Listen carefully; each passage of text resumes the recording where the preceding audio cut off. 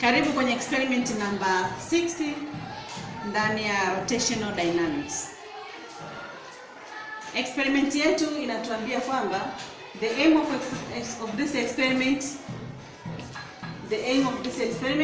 is to determine the radius of gyration of the rectangular sheet of cardboard provided and the acceleration due to gravity.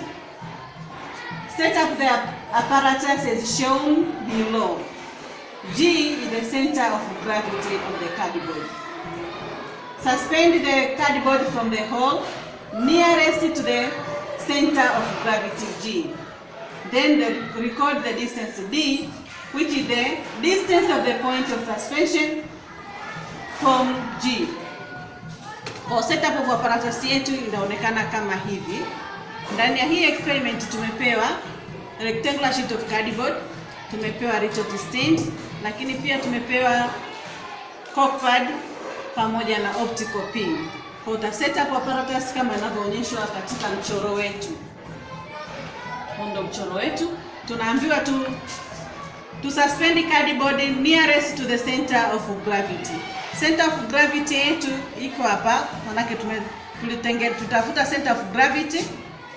At the center here, at the meeting point, it is the center of gravity. Kwa nearest to the center of gravity itakuwa ni hapa. Kwa tuna suspend cardboard nearest to the center of gravity. Then tumeambiwa to determine the distance D from the center of gravity. Distance D from the center of gravity is holes zetu tumezitengeneza at a distance of 2 centimeters. Kwa hiyo hapa hii distance ni 2 centimeter.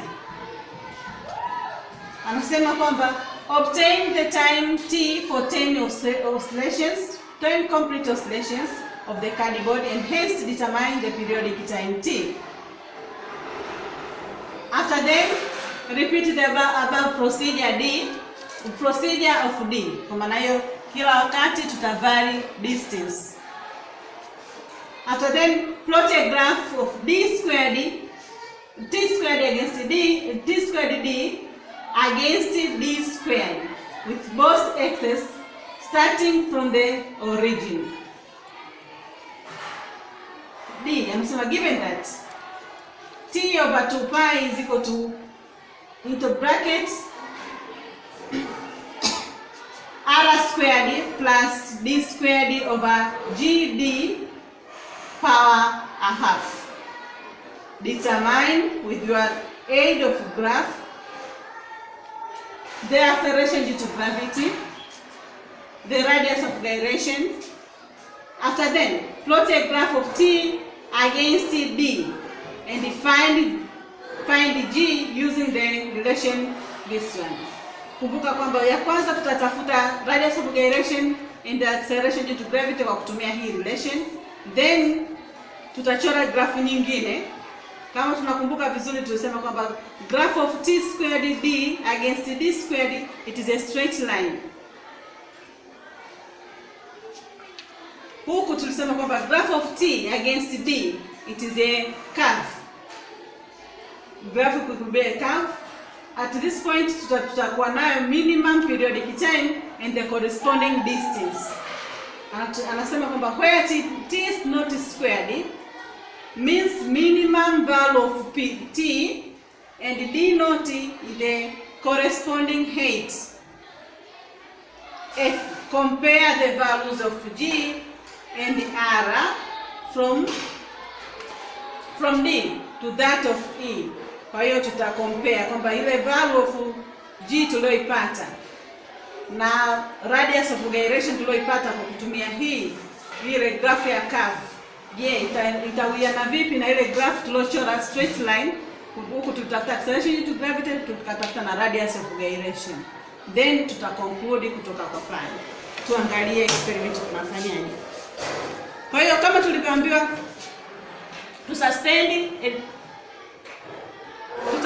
rectangular cardboard a distance from center of gravity. Kwa tumesuspend. After this, then take a time for 10 oscillations. Kwa hiyo tutapeleka namna hii Kwa counting of oscillations zetu kama tulivyosema kwamba utapeleka ukiacha ikienda ikirudi ndipo utahesabu oscillation yako. Kwa hiyo tuna suspend namna hii, then tunaachia. Tukiachia tunaanza kuhesabu oscillations, 10 oscillations, then record time. Okay, 1 2 3 start. 1 2 3 4 5 6 7 8 9 10. Okay, record time.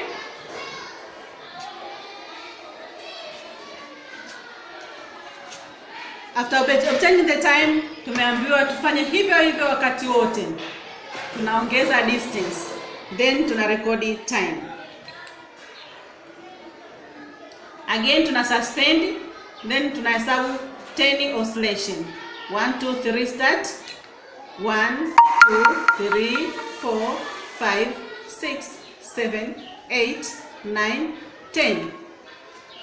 Okay, I have the time.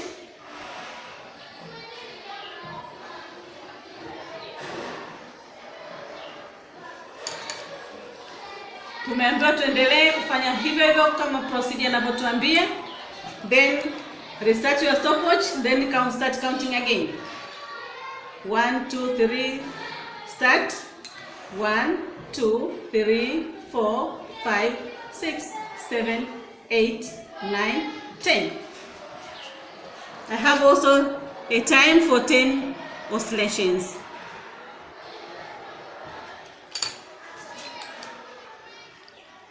Again tunaongeza distance.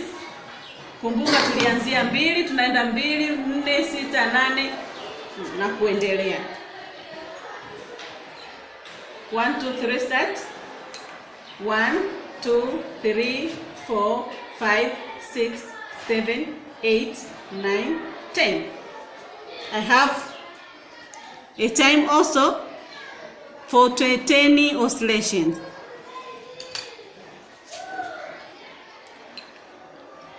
Restart your stopwatch, then you can start counting again at this distance. Okay, 1 2 3 start.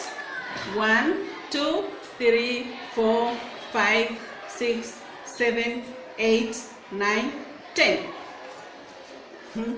I have a time. Okay.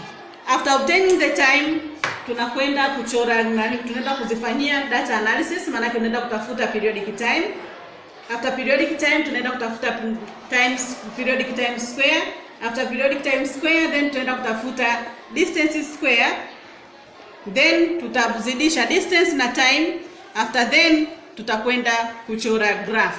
Baada ya kufanya data analysis, tutakwenda kuchora graph. Baada ya graph tunajibu maswali yanayofuatia kwamba tumeambiwa tuchore graph za aina mbili, graph ya straight line na graph ya curve. Okay, nikukaribisha katika video inayofuata kuangalia graph inakuwaje. Usisahau kusubscribe, kulike na kushare na mwenzako. Karibu kwenye channel ya Mama Physics. Thank you.